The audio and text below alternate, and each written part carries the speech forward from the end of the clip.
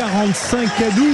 C'est donc un troisième club français qui se qualifie pour les quarts de finale. On connaît le nom de deux, La Rochelle en début d'après-midi, l'Union Bordeaux-Bègles désormais. Et puis demain, il y aura le vainqueur du match entre le Stade Toulousain et le Racing. Voilà qui est en tout cas bien enclenché. On va te remercier, Nicolas, d'avoir été avec nous, bien sûr, pour ce match. Voilà, avec forcément un beau récital. Ça fait combien d'essais au final? 6 3 fois 2. J'en ai. Moi j'ai 3 doublés.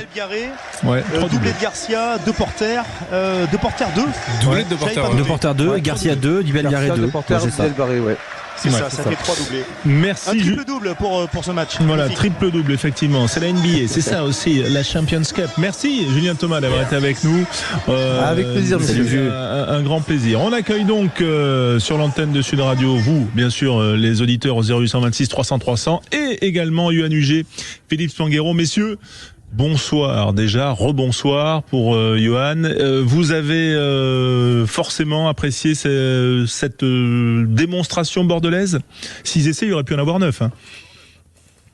Yohan. Oui, bonsoir à tous déjà. Très heureux de vous retrouver. Et on a trouvé une équipe bordelaise qui nous a fait plaisir. On parle beaucoup des Saracens et de leur palmarès, mais le vent a tourné et aujourd'hui Bordeaux est pleinement ancré dans cette Champions Cup et félicitations à eux parce qu'ils ont vraiment réussi un joli coup malgré ces 3 essais refusés en première mi-temps. Ils ont rien lâché et au final ça fait un score assez important en leur faveur. Est-ce que c'est pas ça finalement, Philippe Spanghero, la principale information de ce match, c'est que malgré les accros de la première mi-temps, hein, ces essais non accordés à la vidéo, il n'y a pas eu de doute, l'UBB a continué à jouer son jeu.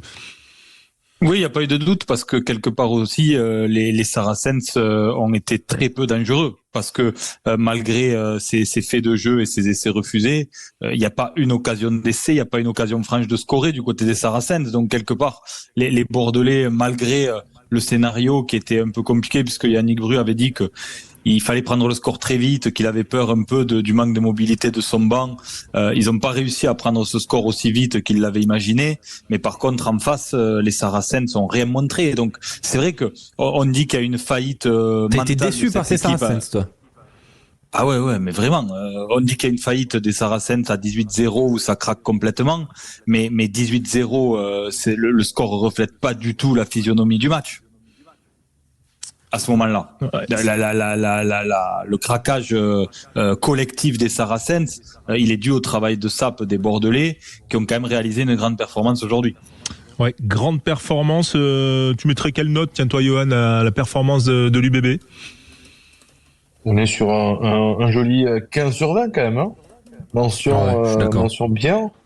Et ils n'ont pas de loupé, ils ont récité, ils ont fait leur match parfait, aidé par une faible équipe des Saracens. Mais après, qui est faible? Est-ce que c'est l'UBB qui a joué grandement sa chance et qui les a pris à la gorge?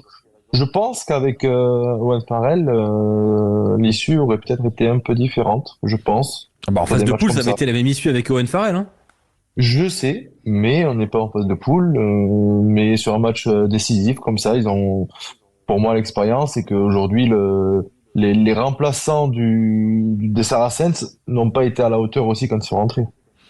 Ouais, c'est vrai que ça fait un peu chef-d'œuvre en péril cette équipe des Saracens quand même.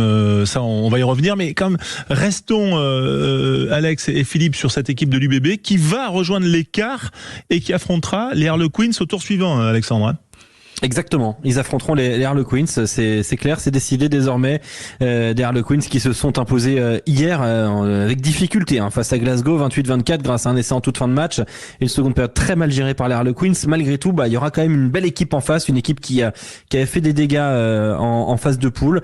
Et donc ce sera l'UBB qui va recevoir à Chabannes-Delmas pour ce quart de finale. Est-ce que ce sera samedi, dimanche? Ça, on saura demain soir. Mais c'est donc le 3e club français qualifié en quart de finale. C'est déjà un joli petit contingent. Ils vont pas au Matmut?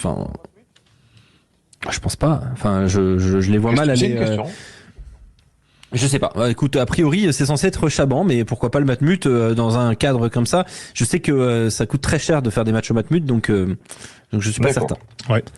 Bon, voilà, c'est en tout cas une sacrée belle performance quand même de l'UBB.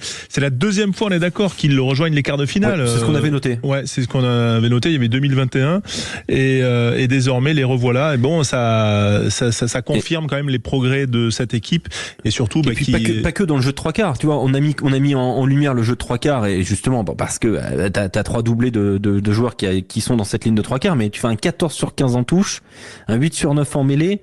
C'est quand même extrêmement positif aussi devant, parce qu'on a toujours dit les lignes de trois quarts, elle est magnifique de l'UBB. Est-ce que devant ça suit, il y a un décalage entre les deux niveaux, et au final, semaine après semaine, quand même, François, moi j'ai l'impression d'avoir une équipe qui devant monte en qualité, en compétence. Ouais, c'est vrai qu'il y a aussi eu la longue blessure de Cazot là qui est revenu par exemple en deuxième ligne avec Coleman, donc il y a un attelage aussi qui est je trouve moi assez complémentaire, mais on va en reparler dans un instant bien sûr, parce qu'il y a une petite pause à faire, bien évidemment. Yoann Huget est là, Philippe Spanghero aussi. On va aussi accueillir un de nos invités, un ancien champion d'Europe. Tiens, enfin on n'est jamais ancien champion d'Europe, il a été champion d'Europe en 97 avec Brive, c'est François Duboissé, ancien troisième ligne. Il sera avec nous pour compléter la team Sud Radio. Restez bien à l'écoute de Sud Radio, on est ensemble jusqu'à 21h.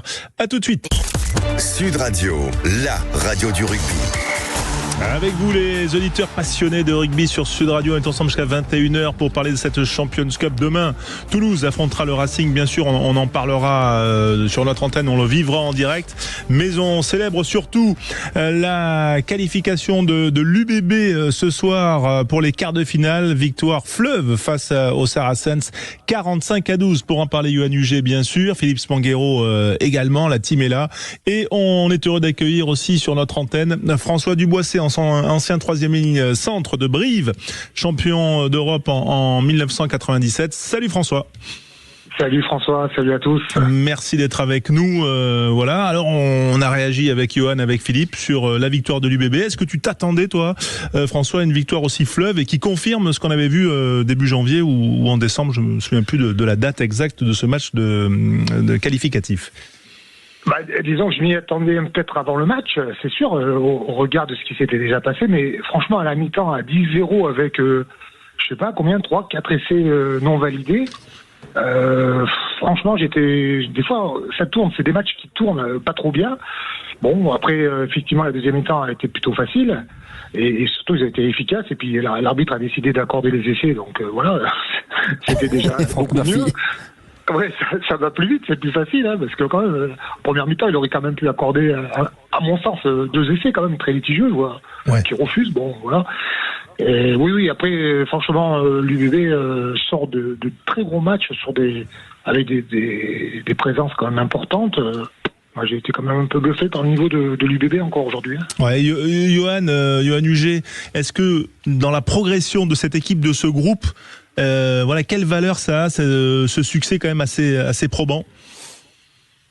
Ça confirme déjà tout ce qu'ils ont fait durant la phase de poule, la confiance en eux, en l'équipe, en ce qu'ils sont capables de faire et de reproduire, parce que on est français, donc gagner 55 à 5, je crois, sur la phase aller, phase de poule, ils auraient pu se dire que ça va le faire, ça va passer. Ils ont été sérieux, et donc pour moi, c'est une équipe qui monte en régime et en confiance également. Donc, c'est un candidat sérieux à cette Coupe d'Europe. Et quand on est toulousain, Philippe, qu'on regarde à la veille de match les copains des autres clubs, qu'est-ce qu'on en pense d'après toi? On voit cette équipe qui progresse. Bien sûr, on est quand même impressionné par le niveau de jeu. Puis en plus, il manquait quand même le maître à jouer de cette équipe de l'UBB, Mathieu Jalibert. Hein. Je sais pas si on en a déjà parlé, mais c'est vrai que c'est un baromètre important dans cette équipe quand il est là ou quand il est pas là. Et là, on a vu quelque part, enfin, on en a même pas parlé, on n'a quasiment pas relevé son absence. Donc, c'est dire quand même la performance de cette équipe aujourd'hui sans leur mettre à jouer. Donc, c'est clair que cette équipe, elle impressionne. Comme le disait Alex, on s'est beaucoup posé la question en début de saison de l'écart de niveau entre cette ligne de 3 quarts vraiment XXL, puisqu'on se disait que tous les 3 quarts étaient quasiment sélectionnables en équipe de France, et puis ce paquet d'avant. Mais aujourd'hui, ils ont fait un grand match, ils élèvent leur niveau de jeu au fil des matchs. Ils ont été très, très performants dans les zones de ruck, ces Bordelais. Donc voilà, ils sont sûrs de leur force, ils se sont créés les conditions en plus pour recevoir le quart, et ils ont la voie tracée pour moi vers une demi-finale. qui marquerait vraiment une étape importante dans la construction de ce club, parce qu'accéder aux demi-finales d'une compétition comme dans la Champions Cup, ça pose quand même une équipe sur la scène internationale. Avec en ligne de mire peut-être des retrouvailles avec un des deux Français qui vont s'affronter demain. François Dubois est avec nous, je le disais, ancien champion d'Europe, ou on n'est jamais ancien champion d'Europe, ancien 3e ligne de Brive, champion d'Europe à 97. Petit œil quand même, toi l'ancien avant de ce pack bordelais qui était un peu à la peine dans le creux de l'hiver là, avec les doublons, les blessés. On a l'impression quand même qu'on a un peu rectifié le tir là, non ? Je le trouve très homogène. Je pense notamment au moment où il y a eu du turnover. Quand je vois Douglas là qui rentre, qui fait l'attelage avec Cazot. Après, la 3e ligne était royale aussi. Première ligne, pas de difficulté. Lamotte qui fait encore des gros matchs. C'est des garçons qu'on... très jolie image de Lamotte. Ouais, qu'on voit un petit peu toute la saison, qui sont réguliers. Lamotte, Buros, tout ça. Bon, Buros, il joue derrière pour les néophytes. Mais malgré tout, c'est des garçons qui ont du talent. En fait, si je peux faire un parallèle d'il y a quand même quelques années, François, on avait nous la chance de jouer les Auckland Blues, et cette équipe de Bordeaux-Bègles me fait penser un petit peu aux Auckland Blues. Alors pourquoi je dis ça ? Parce qu'ils avaient une ligne de 3 quarts, c'est les All Blacks, plus 3 ou 4 All Blacks devant. Ils avaient juste l'arrière qui n'était pas international et qui était devenu quelques semaines ou quelques mois plus tard international. Bon, on avait pris 40 points contre les Blues, mais en fait, ils jouaient de partout. Chaque ballon était bonifié. Tous les talents étaient présents. Enfin, c'était une machine. Et aujourd'hui, j'ai le sentiment, alors, à part la couleur, parce qu'ils sont un petit peu similaires avec le bleu, des fois, je suis pas sûr qu'il y ait une comparaison facile à faire, mais je me dis qu'avec une telle ligne de 3 quarts, Damian, Bielbarré, Buros, Moefana au milieu de terrain, enfin c'est franchement, et Philippe l'a dit, l'absence de Mathieu Schneider, finalement, c'est le système qui prend la place et qui prend le pas sur le reste, puisque même le jeune Matteo Garcia, qui a parfaitement... Ça c'est la victoire du coach. Et il me semble qu'il a été vraiment dans le moule et que on aurait peut-être eu un autre le 3e ouvrage. Je pense que la performance aurait été tout aussi aboutie. Donc je pense que le système aujourd'hui de l'UBB prévaut un peu par rapport à ces individualités, c'est sûr. Mais malgré tout, le système me semble très fort et collectivement, c'est une équipe qui peut voyager, ça c'est sûr. Ouais, et elle recevra, mais en tout cas, elle pourra voyager tout au long de cette fin de saison. On en reparlera bien sûr. Yoann Huget, est-ce que cette victoire doublée de l'UBB, mais doublée également de celle de La Rochelle, on va se recentrer un peu sur La Rochelle, vainqueur aux Stormers 22-21 au Cap. Qu'est-ce que tu en as pensé avec une victoire quand même, on va dire à la fois historique, mais un peu non pas chanceuse, mais en tout cas heureuse. Heureuse effectivement, mais ils ont rien lâché. Ça fait preuve de caractère de cette équipe rochelaise. L'expérience également. On a senti une équipe qui s'est pas affolée. Elle a été menée 16-0 avec des conditions climatiques, un vent terrible, qui les a sauvés aussi à la fin. Mais au retour 16-0, retour des vestiaires, et puis après ils ont mis la marche en avant comme on les connaît. Ils ont ensuite retrouver un peu ce système de jeu qu'ils avaient perdu autour des Skelton, autour des Botia, qui a été omniprésent dans les rucks. Ils ont construit leur match sur cette deuxième mi-temps où les Stormers sont écrits qu'un essai à la fin. Donc pour moi, elle est cette victoire de La Rochelle est gage de renouveau pour la fin de saison. Ouais, elle peut effectivement servir à ce groupe qui a une forme d'expérience aussi dans cette compétition, Philippe. Ouais, bien sûr. Alors c'est vrai que je suis d'accord avec Yoann partiellement. Par contre, ce qui m'a surpris et qui montre encore qu'on n'a pas retrouvé le grand La Rochelle, c'est cette fin de match. C'est-à-dire que j'ai pensé qu'ils avaient fait le plus dur quand ils ont pris le score. Se faire peur comme ça. Ça pour le coup c'est une faute puisque ils sont en supériorité numérique quand ils prennent cet essai heureusement refusé, et puis derrière ils subissent complètement la fin de match alors qu'ils avaient fait le plus dur et qu'on sentait les Stormers quand même incapable de renverser la situation. Donc il y a encore des warnings du côté de La Rochelle, mais après clairement, on l'a dit après le week-end dernier en championnat, ils étaient en difficulté en conquête, ils ont fait rentrer tous leurs joueurs Factor X qui ont mis un peu de temps à rentrer dans le match parce qu'il manquait de rythme, mais Levani Botia, Skelton, on voit à quel point le match de Botia, le match de Botia est colossal. Donc voilà, ils ont réussi à retrouver leur ADN par ces joueurs-là, à faire le dos rond en première période. Mais voilà, c'est le vent du boulet quand même passé très près avec cette transformation manquée et cette défaillance en fin de match. Elle pose question et doit quand même les alerter sur ce qui les attend derrière, parce que on n'a pas complètement retrouvé le La Rochelle serein et maître de son sujet qu'on connaissait la saison dernière. Ouais, et après ils ont cabossé quand même. Hein. Ils ont cabossé fort. Hein. Il y a 4 joueurs sortis sur la voiturette. Voilà, donc, mais de toute façon, c'est là-dessus qu'ils créent leur succès, parce que voilà, c'est leur ADN. Hein. Ouais, et puis parce que quelque part ils font le dos rond, mais à la 20e. Ils sont inexistants. Les stats, je crois qu'ils ont 29% de possession, 29% d'occupation. À la 20e, ils sont 20 contre. Ils sont 20 contre. Oui, mais ils sont très. Oui, mais quand t'es 20 contre, les passes, le ballon. Mais c'était impossible à faire des passes, Philippe. C'était incroyable. Non, mais tu peux. Enfin, c'est quand même. Ils avaient. Je pense qu'ils n'avaient pas décidé de si peu l'avoir. Tu vois ce que je veux dire? C'est-à-dire que quelque part, ils existent. C'est-à-dire que tu tiens le ballon chez toi. Ils sont acculés dans leur camp durant la première mi-temps. Moi, je trouve qu'ils stratégiquement, ils ont été très corrects et très bons sur le plan stratégique. Ils ont pas eu le ballon en première mi-temps. Ils ont dit OK, on laisse passer un peu l'orage, on fait le dos rond. Ils n'arrivaient pas à se dégager. Ils jouaient constamment chez eux. Brice Dulin a été très bon encore une fois. Et en deuxième mi-temps, ils ont tenu le ballon parce qu'ils avaient le vent, parce qu'ils ont réussi à occuper et à mettre leur jeu en place.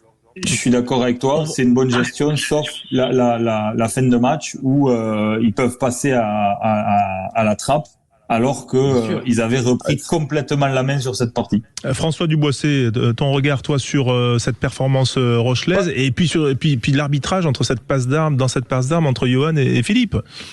Alors, du coup, je vais arbitrer presque en faveur de Johan. Moi, je suis assez d'accord. Je n'ai pas la même lecture que Philippe. Je trouve qu'ils ont... Bon, certes, ils ont été dominés, mais le vent était pire qu'à La Rochelle, c'est pour vous dire. Donc, ils ont souffert et franchement, ils n'ont pas eu le ballon. Ils ont lutté, 13-0 à la pause. Bon, après, ils les ont fracassés devant. Ils ont marqué 3 essais. Ils étaient à 3 mètres de la ligne à chaque fois. Et après, ils ont été hyper efficaces. Ils ont marqué tous leurs points au pied. Ouais, bon, après, ils font un petit peu peur, mais bon. Alors du coup, là, par contre, moi, je rejoins un peu Philippe quand même, parce que le fait qu'ils aient baissé un peu la garde en fin de match et qu'ils se mettent le feu après avoir raté la transformation de leur essai qui fait 22 là, ou oui 22. Et c'est toujours les fautes, François. C'est l'indiscipline. Mais ce que je veux dire, on a parlé des trous d'air dans l'émission de lundi. Et est-ce que c'est pas une nouvelle forme de trou d'air, François? Ils ont des trous d'air quand même, ces doubles champions. Je dis pas, mais moi je trouve que malgré tout, même s'ils ont marqué effectivement, ils ont pas marqué sous les poteaux, où là ça aurait été certainement problématique. Ils ont marqué en coin. Il n'y a pas un seul Rochelais qui s'est extasié devant l'échec de la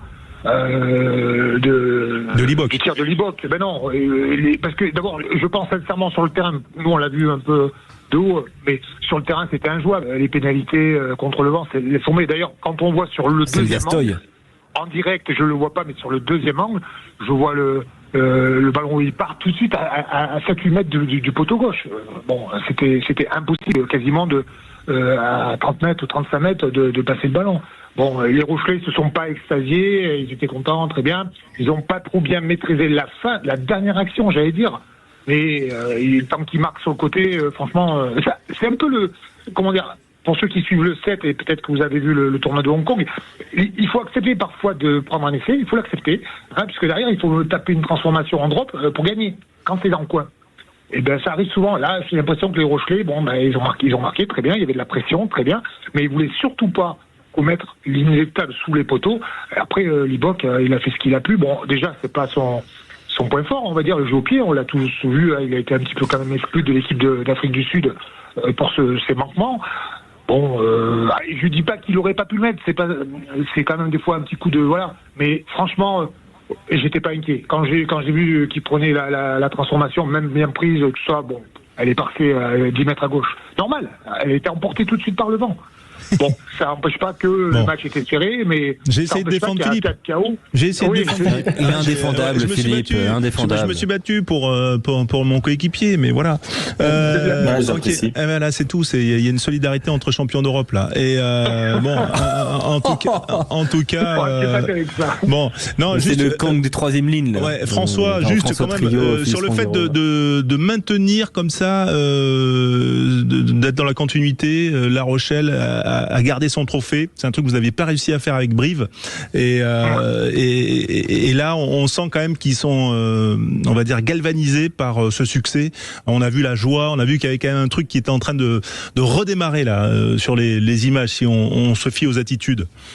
Ils sont sur les traces de Toulon, du RCT, moi je trouve, parce que là, ils sont en quart, ils vont probablement après essayer d'aller chercher une 3e couronne. C'est extraordinaire parce que quand même devenir champion d'Europe une fois c'est bien, 2 fois c'est très dur. Nous on a malheureusement échoué sur la 2e finale à Bordeaux du reste. Bon, c'était il y a longtemps, mais malgré tout à ce moment-là ça tournait aussi pas mal avec Brive. Et terminer encore, ne pas vouloir se faire éliminer, être toujours présent, y compris sur des matchs couperés, c'est quand même remarquable et ça prouve que cette équipe de La Rochelle elle peut aller encore loin, parce que c'est presque, je dirais que c'est une équipe de coupe autant qu'une équipe de championnat, même si elle n'a pas été encore championne, mais pour le coup elle s'en sort bien, elle prépare bien ses matchs, elle renverse des montagnes, elle a renversé le Leinster 17-0. Il faudra le renverser peut-être, puisque c'est ce soir que ça va se décider, soit le Leinster, soit Leicester. Oui, mais on suivra ça bien sûr. La Champions Cup qui sera bien sûr au programme de notre après-midi de demain avec Toulouse Racing, le coup d'envoi à 16h. On va le vivre sur Sud Radio, bien sûr en direct en intégralité. Mais aussi on va prendre un peu de hauteur, Philippe Spanghero, parce que c'est vrai qu'il y a un débat qui te tient à cœur et qu'on va aborder, et François va nous aider aussi avec Johan à voir tout ça. C'est un peu ce qu'on a entendu ces dernières semaines sur la volonté de World Rugby de proposer des nouvelles règles de jeu, pour essayer de rendre le jeu encore plus clair, encore plus divertissant. Raconte-nous un petit peu ça, comment toi tu vois les choses, et on va détailler ensuite certains points de règlement. Je vois les choses d'une façon assez simple, c'est-à-dire que sans rentrer dans le détail des attentes de World Rugby sur l'évolution des règle par règle, il y a une vraie question qui se pose et qu'a posé le coach de Exeter qui était interviewé à ce sujet la semaine dernière. Rob Baxter. Est-ce que le rugby qu'on a aujourd'hui avec les règles qui sont les siennes, est-ce qu'il a de l'avenir à long terme d'un point de vue télévisuel pour attirer un nouveau public dont on a besoin ou pas? Est-ce qu'il est facile à lire? Est-ce que les joueurs s'y retrouvent? Est-ce que le public s'y retrouve? Et est-ce que ces règles servent le spectacle? On peut vraiment se poser la question, et je pense que on peut pas faire l'économie de se poser la question en profondeur, quitte à être provoque. Je prends l'exemple du cricket, par exemple, qui était dans une situation très difficile il y a une vingtaine d'années. Ils ont révolutionné leurs règles pour repartir, et aujourd'hui, la croissance de ce sport est dingue. Et tout le monde avait dit au moment où ils ont fait ça que on allait en crever. Et donc, il y a plein de choses qui apparaissent pour aider World Rugby à réfléchir, avec même des innovations qui vont très loin. C'est-à-dire pour limiter le nombre de joueurs, pour que ce soit beaucoup plus facile de sortir un joueur du terrain, parce qu'on se rend compte qu'aujourd'hui à 15, avec les défenses telles qu'elles sont organisées, c'est difficile d'avoir des espaces. Il y a plein de choses. En tous les cas, ça mérite de... World Rugby veut réduire la mêlée, veut réduire le maul, et il dit, je cite, plus vous allez créer, si vous faites ça, vous allez créer un jeu que les gens ne voudront pas regarder parce qu'il n'y aura pas d'espace. Et notamment, il pointe du doigt cette trésification du 15 sur le terrain. Nous, contrairement aux autres sports, je sais pas ce qu'en pense François, Johan, mais contrairement aux autres sports, notre plus grand danger, il est là. C'est-à-dire qu'on a un sport cousin, quasiment demi-frère. Donc, c'est si on sort des enjeux de la conquête, qui sont honnêtement un sujet complexe parce que il y a de moins en moins de mêlées, heureusement, mais c'est des phases de jeu qui cassent le rythme. Mais si on sort de ça, qu'est-ce qui va nous dissocier du 13 in fine? Donc en fait, il faut qu'on fasse évoluer nos règles, mais sans trop y toucher non plus, au risque de perdre l'ADN même. Donc, mais en tous les cas, là, on est dans une période, et ça, je peux vous le dire, World Rugby a mandaté une agence de data pour travailler sur l'évolution de ces règles, pour les accompagner sur l'analyse du rugby depuis qu'il existe, pour voir qu'est-ce qui crée les conditions du jeu, quoi. Et donc, il y a un travail à faire et il est en cours. Alors juste quand même, je plante le décor avant d'alerter et de donner la parole à Johan et François, mais effectivement il y aurait modification de règles et des améliorations, ou en tout cas des aménagements à partir qui seraient examinés par le Conseil de World Rugby le 9 mai prochain, avec par exemple suppression de l'option de la mêlée lors d'un coup franc, voilà, pour réduire les temps morts, ou alors un carton rouge de 20 minutes par exemple, ou alors aussi pas mal de modifications sur la règle plaqueur-plaqué, mais ça, François, qui est, on va dire, qui a des cheveux un peu grisonnants comme moi, on en a vu des dizaines de modifications de cette règle. Bref, beaucoup de choses, effectivement, qui sont un peu inquiétantes. Ce qui est intéressant, c'est que Rod Baxter, lui, il a dit que par exemple, le MOL, il y aurait plus qu'un seul arrêt, voilà, pour réduire un peu le potentiel de cette phase de jeu. Bref, pas mal de choses qui pourrait modifier le jeu. D'abord, Johan, est-ce que toi, tu t'es intéressé à ça et est-ce que ça t'inquiète, entre guillemets? Ce qui me dérange, c'est que on change constamment les règles tous les ans, tous les 2 ans, pour apporter on va dire, de la fluidité dans le jeu. Et le problème aujourd'hui, c'est qu'on met un néophyte devant un match de rugby, mis à part les en avant, c'est ancestral. Il est perdu. Et on commence aussi, nous, un peu aguerris, à être perdus, à savoir si ça on a le droit de le faire, si on n'a pas le droit de le faire, parce que les règles, elles sont sujets déjà à interprétation, premièrement, et de deux, c'est toujours les règles qui vont être appliquées à outrance en début de saison ou en début de mandat, et puis après, elles vont petit à petit être tolérées. Donc, pour moi, c'est le seul truc qui me dérange, c'est le carton rouge, parce que quand il y a rouge, il y a rouge. On est dans la prévention du joueur, et même si ça doit détruire un match, ça fait partie du jeu de prendre un carton rouge comme au foot, comme partout. Donc je verrais pas pourquoi on aurait le droit de faire rentrer un joueur. Voilà, c'est cette règle-là qui me dérange le plus. François Duboissé, je disais, t'en as vu des évolutions de la règle. Est-ce que tu as suivi ce dossier et est-ce que ça te gêne qu'on aille aussi loin? Et effectivement, là, ce que décrivait Philippe sur, on va dire, l'étude du jeu par rapport à la data pour rendre toujours ce spectacle divertissant et peut-être allant vers la trésisation, est-ce que ça t'inquiète? Moi, je pense que c'est plutôt une bonne chose quand même de revoir les règles de manière régulière pour essayer de les améliorer. Je pense que le rugby d'ailleurs est un des rares sports à pouvoir, par exemple, en comparaison du foot qui touche quasiment pas les règles, nous on essaie d'avancer et d'évoluer et c'est plutôt pas mal. Je pense à la vidéo, je pense à la parole aux arbitres, etc. Il y a quand même plein d'avancées. Après, il y a des petites choses que je comprends pas. World Rugby, ils disent on voudrait gagner du temps, du jeu, du machin. Il y a déjà des règles qui imposent de jouer rapidement. Je prends un exemple tout bête. Quand les joueurs il suffit d'une meilleure application. Oui, exactement. Quand ils font la chenille, il annonce 5 secondes. Après, pendant 5 secondes, le mec, il attend. Et puis 5 secondes après, il tape. En fait, il y a 15 secondes. Et le règlement impose que le ballon soit joué au bout de 5 secondes. Il n'a même pas à le dire, l'arbitre. Il devrait simplement le sanctionner comme elle a fait une fois Mathieu Rénal en Australie, parce que les Australiens ne voulaient pas jouer. Et pour le coup, c'est dans le règlement. Alors, il n'y a pas besoin de faire des règles. Il suffit simplement d'appliquer le règlement. Ça, c'est des petites choses que je comprends pas qu'on laisse un petit peu beaucoup de laxisme. On siffle pas les mecs. Les mecs, ils prennent 20 secondes pour sortir un ballon. 20 fois, je sais pas combien il y a il faudrait compter combien il y a de petites chenilles par match. Il y en a peut-être 30. Ouais, le petit train. Nous, on a créé la ligue on adore petit ça. Train. Hein. Donc, oui, d'ailleurs, moi, François, il y a un truc qui me révolte. Philippe un aussi, petit peu quand même. Il adore. Il y a un truc qui me révolte, c'est que World Rugby n'a l'air de regarder que le Super Rugby et la NRL, le championnat du rugby à 13 australien. Comme si les deux championnats étaient une référence absolue. Sauf que je veux bien entendre qu'il y a 10 ou 15 ans, le Super Rugby était une référence en termes de jeu. Aujourd'hui, moi j'ai pas la sensation qu'aujourd'hui le Super Rugby soit une référence en termes de jeu. C'est moins le cas à mon sens. Et il faut regarder un peu plus ce qui se passe en France. Parce qu'aujourd'hui, le top 14 est le championnat de référence. Et je vais même aller plus loin. World Rugby, et entre guillemets, c'est le gendarme et le voleur. Je m'explique. World Rugby, c'est quand même le législateur qui a laissé faire des trucs qui étaient incroyables au rugby. Je vous rappelle les passages à vide.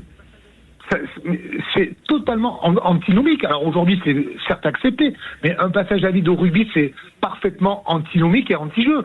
C'est le législateur, donc World Rugby, qui a laissé faire au fur et à mesure où le Super 14 s'est développé, Super 12, Super 14... Mais pour qu'on vire aux All Blacks et aux Néo-Zélandais. Et là, on fait exactement la même chose. On va prendre des règles qui vont encore sourire aux Néo-Zélandais parce qu'on veut voir les Néo-Zélandais gagner un peu plus. J'ai l'impression que World Rugby travaille pour la Nouvelle-Zélande quand même, au global, à chaque fois qu'il y a des changements de règles.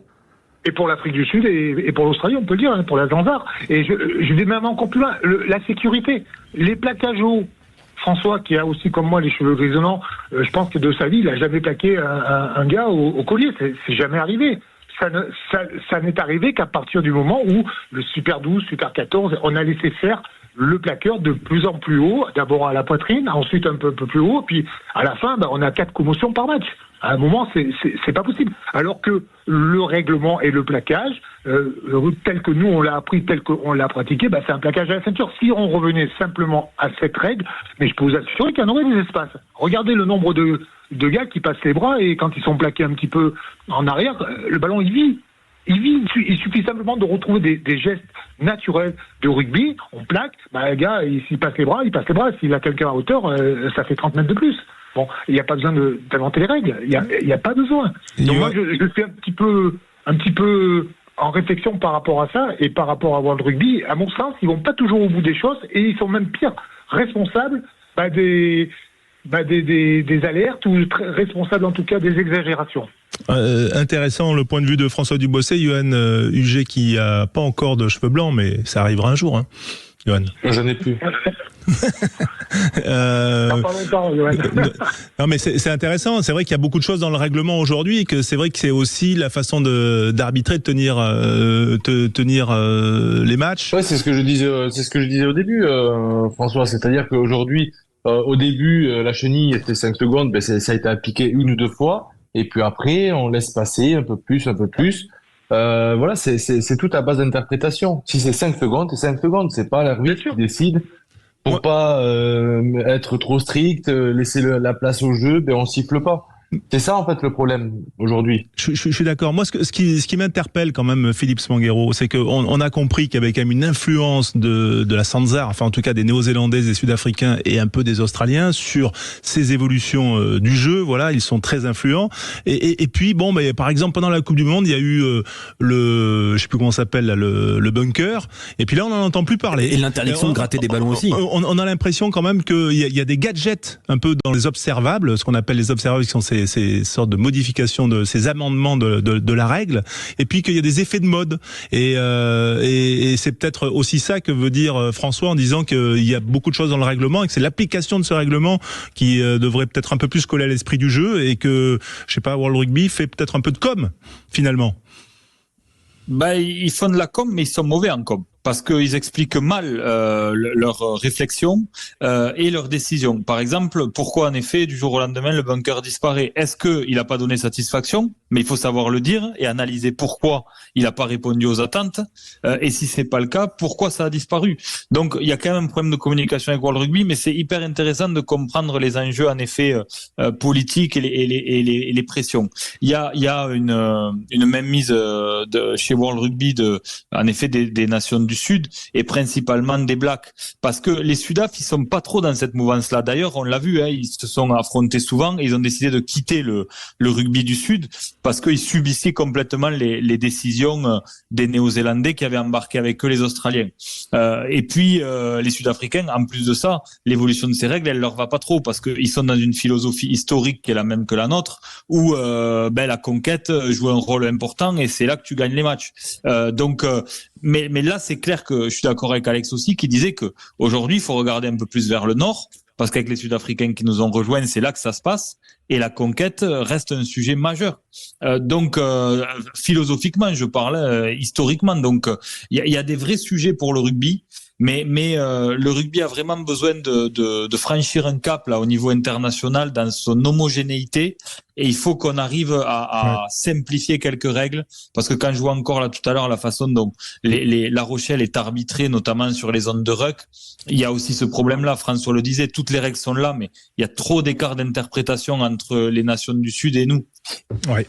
Bon, on est un peu pris par le temps. Voilà, on va remercier quand même François Duboisset pour son intervention, son éclairage et la précision de tout ce qu'il nous a donné, de son analyse, bien sûr. Merci François d'avoir été avec nous. Était toujours le bienvenu sur l'antenne de Sud Radio. On rappelle également que tu es le rédacteur en chef du magazine de la Fédération, qui est adressé au club. Et voilà, en tout cas, c'est toujours un magazine que les licenciés reçoivent avec grand plaisir, toujours bien fait. Yoann Huget, merci. On se retrouve pour notre part lundi, mais demain, il y a du monde à l'antenne avec Alex et tout le monde autour de ce match Toulouse-Racing. Et puis David Girard et Rémi Mességué, et voilà, toute l'équipe, Julien Thomas. Et François, où est-ce qu'on peut voir ton nouveau projet sur YouTube avec Paul-Henri Mathieu? Ah c'est sur voilà, vous tapez mon nom en toute humilité, voilà. En tout cas, c'est merci pour ce petit clin d'œil, mais voilà, on s'amuse aussi en dehors du rugby. On ne fait pas que du rugby, parce que quand même on est ouvert. On est ouvert. Voilà. Allez, on est ouvert bien sûr. Et demain, merci les gars. En tout cas, on se retrouve à lundi, messieurs. Ouais, 15h30 demain, Alex. Exactement. C'est ça. Allez. À demain. Merci Quentin. Salut bonne à soirée tous. sur Radio.